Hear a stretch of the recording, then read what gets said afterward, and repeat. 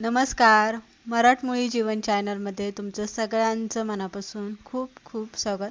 दिवाळीच्या फराळामध्ये सगळ्यात जास्त आवडणारा आणि सगळ्यांच्या पसंतीचा फराळातला पदार्थ म्हणजे करंजी. पण करंजी केव्हा चांगली होते? जेव्हा तुमचं सारण एकदम परफेक्ट आणि चवदार असेल, तेव्हा ती करंजी खायला खूप मजा येते. तर आज अनेकदा प्रत्येकाचं सारण बनवण्याची वेगवेगळी पद्धत असते, पण आज माझ्या पद्धतीने सारण जर तुम्ही बनवलं तर करंजी तुमची कधीच फसणार नाही आणि अगदी तुम्ही 2 महिने म्हटलं तरी ती खाशाल, कधीही तिचा वास येणार नाही. तर इथे काय घेतलेलं आहे, एक वाटी घेतलेली आहे. त्या वाटीने मोजून 3 वाट्या खोबऱ्याचा किसून घेतलेला किस घ्यायचा आहे.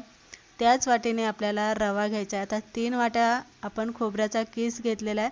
वाट्या चांगल्या दाबून भरायच्या खोबऱ्याच्या किसाच्या, म्हणजे त्यामध्ये व्यवस्थित किस बसला जातो.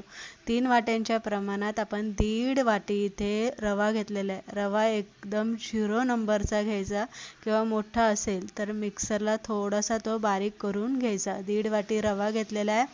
आता इथे मोठी साखर मी त्याच वाटीने 2 वाट्या घेतलेल्या आहे, म्हणजे बरोबर आपण जर तिची पिठी साखर केली तर त्याच्यात 3 वाट्या इतक्या पिठी साखर होतात.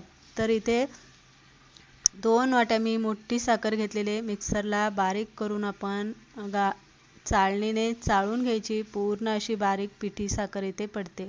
तर इथे सपाट अशा आपल्या वाट्या मी तुम्हाला इथे मोजून दाखवते. बरोबर त्या अशा 3 भरल्या जातात. म्हणजे जर तुम्ही 2 वाट्या मोठी साखर घेतली आणि तिची बारीक केली तर 3 वाट्या पिठी साखर त्याची तयार होते. म्हणजे एकूणच 3 वाट्या खोबरं आणि 1.5 वाटी रवा, म्हणजेच आपलं 4.5 वाट्यांसाठी 3 वाट्या आपल्याला इथे पिठी साखर घ्यायची. हे माप अगदी प्रमाणात आहे. जास्तही गोड नाही आणि अगदीच कमीसुद्धा गोड नाही. तर एकदम मापात आपलं हे पिठी साखरेचं प्रमाण होते. इथे 1 चमचा विलायची पावडर घेतलेली आहे आणि काजू बदामचे मी पातळसर असे काप इथे करून घेतलेले. काजू बदाम घातल्यामुळे खायला करंजी खूप चवदार लागते आणि अगदी तिची टेस्ट आपल्या जिभेवरती रेंगाळत राहते. आता इथे आपल्याला सगळं घेतलेलं साहित्य आपल्याला चांगलं भाजून घ्यायचं आहे, पिठी साखर सोडून.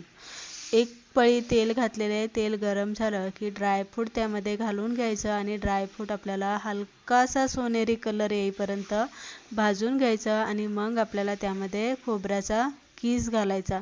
किससुद्धा आपल्याला इथे चांगला असा हलकासा सोनेरी कलर येईपर्यंत भाजून घ्यायचा आणि गॅस इथे आपल्याला बारीक ठेवायचा आणि बारीक गॅसवरती हे सगळं साहित्य आपल्याला चांगलं भाजून घ्यायचं. जितकं तुम्ही चांगलं भाजाल तितक्या दिवस तुमची करंजी टिकेल. कारण सारण जर तुम्ही नीट भाजलं नाही, व्यवस्थित बनवलं नाही तर खोबऱ्यामुळे सारणाचा वास येतो आणि किंबहुना आपली करंजी जास्त दिवस टिकत नाही. त्यामुळे खोबरं आपल्याला चांगलं भाजून घ्यायचं. खोबरं भाजून घेतल्याच्या नंतरनं 1 पळी मोठी पळीभर आपल्याला यामध्ये परत तूप घालायचं आणि तुपावरती रवा आपल्याला इथे भाजून घ्यायचा. रवा भाजताना सुद्धा अजिबात घाई करायची नाही. बारीक गॅसवरती रवा भाजल्यामुळे तो खुसखुशीत आणि मऊसर असा होतो.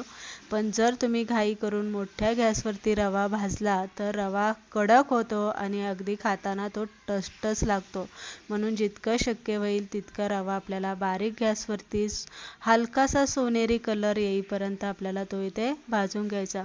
रवा एकदा भाजला की तो ऑटोमॅटिक आपल्याला हलवतानाच एकदम हलका लागतो, म्हणजे आपला रवा चांगला भाजला गेलेला आहे. आता खोबऱ्याचं सारण जिथे आपण काढून घेतलेलं आहे एका परातीमध्ये, त्यामध्येच आपल्याला रवासुद्धा काढून घ्यायचा आणि हे सगळं एकत्र करून घ्यायचं आणि पूर्ण असं थंड होऊन द्यायचं.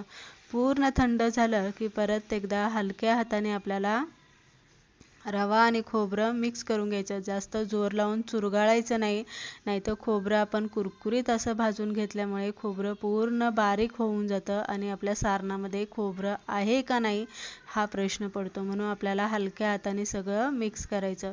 आता व्यवस्थित आपण मिक्स केलं की त्यामध्ये घेतलेली सगळी पिठी साखर घालून घ्यायची. विलायची पावडर इथे घालायची आणि हलकंसं गोडाचा पदार्थ असल्यामुळे चिमूटभर मीठ यामध्ये घालून घ्यायचं आणि हे सगळं सारण सारण आपल्याला व्यवस्थित हलक्या हाताने इथे मिक्स करायचं. तुम्ही इथे बघू शकता अजिबात मी असं चोळून वगैरे सारण मिक्स केलेलं नाही.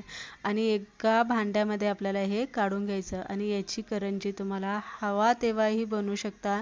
जर तुमचं सारण उरलं तर तुम्ही हे सारण फ्रीजमध्ये ठेवून 2 महिन्यांनी सुद्धा करंजी